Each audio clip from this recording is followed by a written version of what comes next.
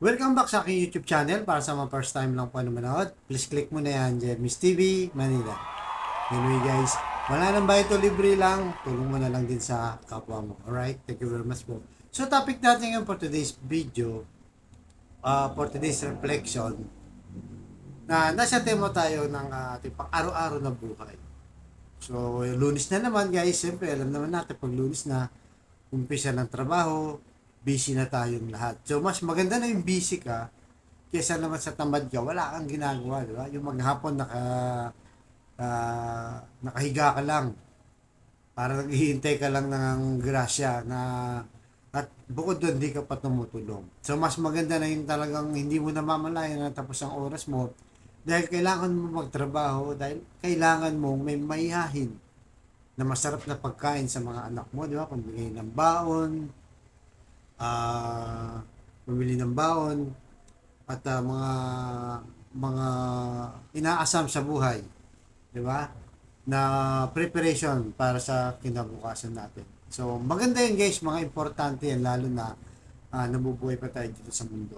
Pero kung titignan mo, ang lahat ng pinaghahandaan natin bilang isang tao, magkaroon ng konting negosyo, di ba? Ah, magpayaman, bibili ng mga ari-arian, mga properties, okay naman yan kasi kailangan natin yan. Pero pag tinignan mo nga, temporary lang. Panglupa lang to. Kumbaga yung pinaghahandaan lang natin ay panglupa lang. So, dapat wag natin kalimutan guys, yung spiritual. Ito yung pinaka-importante kasi ang spiritual forever yan. Forever ang spiritual. Kaya nga dito sa mundo, journey lang tayo. Naglalakad lang tayo dito. Naglalakbay lang. At hindi talaga dito ang final destination natin o yung huling tahanan natin. So dito dadaan lang natin. Kaya kailangan nating sikapin na yung pang-spiritual ang i-prioritize natin bukod sa pang-araw-araw nating buhay. Kaya nga, nung nagmilagro ang Panginoong Jesus, di ba? Nung nasa sa Biblia, yung limang libong katao na pinakain niya, nagsimula lang guys, nagmilagro siya, nagsimula lang sa tatlong tinapay at dalawang isda. Tapos yung tao doon, napakarami kasi nagugutom na sila, kailangan nilang kumain, pinakain sila. So, yung 5,000 na katao, ano lang yun guys, mga lalaki lang yun. Hindi pa kasama yung babae at mga bata. Kasi nung unang panahon, hindi naman kasama sa bilangan o sa census ang babae at mga bata, kundi puro mga lalaki lang. So, aabot yan ng mga almost 10,000 doble. So, ganun karami ang pinakain. So, pagkatapos nilang pinakain, di ba, ng mga alagad kasama ating Panginoon Jesus, may sobra pa na 12 na bakol o basket.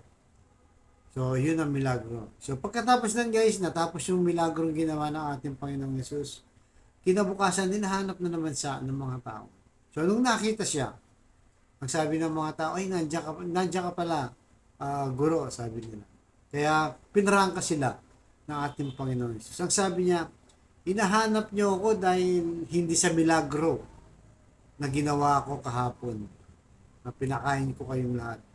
Hinahanap niyo ako dahil nabusog ko kayo kahapon. At ngayon, hinahanap niyo na naman ako o hinahabol niyo ako dahil nagugutom na naman kayo. Kaya ang sabi ng Panginoon, mga temporary lang yan. Mga temporary lang yan ang mga bagay na yan.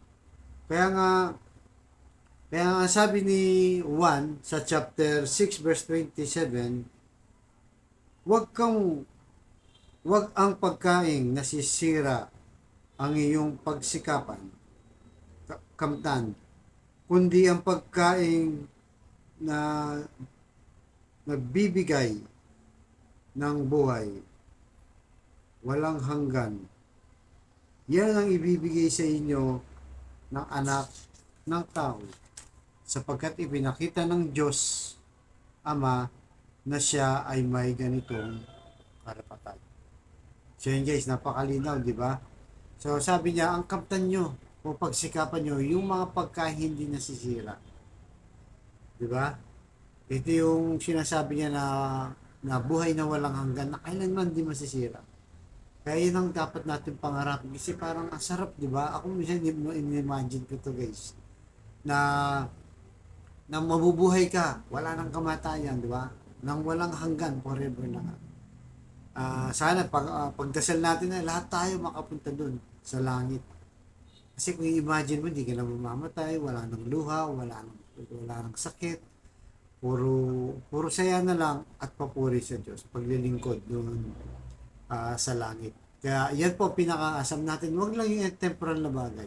So mahalaga yan, yung pagkain, di ba?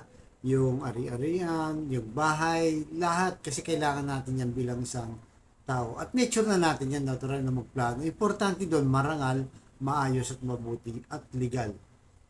Di ba? Yun ang importante dahil nabubuhay pa tayo dito sa mundo. Kaya yung mga bagay na mga temporal, ano lang talaga tayo diyan. Kumbaga gagawin lang natin dahil sa nabubuhay lang tayo. Pero wag natin kalimutan yung spiritual, 'di ba? O yung pagkain hindi nasisira.